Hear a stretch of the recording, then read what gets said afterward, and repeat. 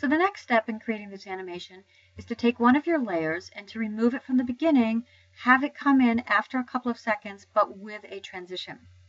So I'm going to take the layer over here of my castle, and let's find that layer. I think it is my layer 2 copy. There we go. So layer 2 copy is the layer I want to make sure I'm selected on. That is very important to make sure that you are on the correct layer in the layers panel. It's not enough to be on the layer over here. And layer 2 copy becomes selected over here. That's the one that I want to work on. So to simply trim it, you remember how easy it was to extend the length of our photos here? So this would be a 10-second video. I'm going to do the same thing. I'm just going to now trim the head of the video clip. This is called the heads and the tails. The beginning is the heads and the end of the tails. And so I'll drag it in so that this will actually start at about 3 seconds in.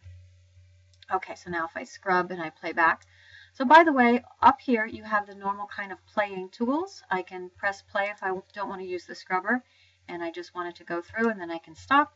I can use this to move back a frame. I can use this to move back all the way to the beginning. So I'll just continue to play here, and once we reach 3 seconds, what you're going to find is that layer just pops in, and that's a little bit abrupt.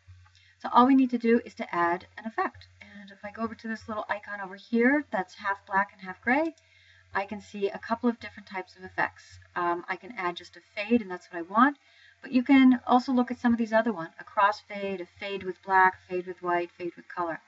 All you have to do is to simply click and drag this.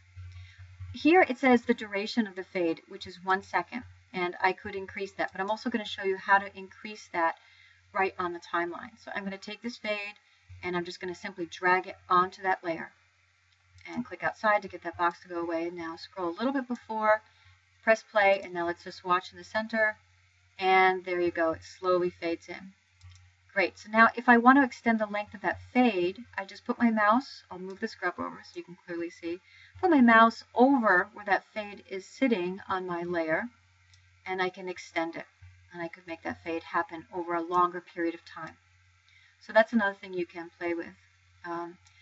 You can look at the other fades here, and you could insert them automatically with 1 second or more of a duration, or you can go in afterwards and adjust the duration as well.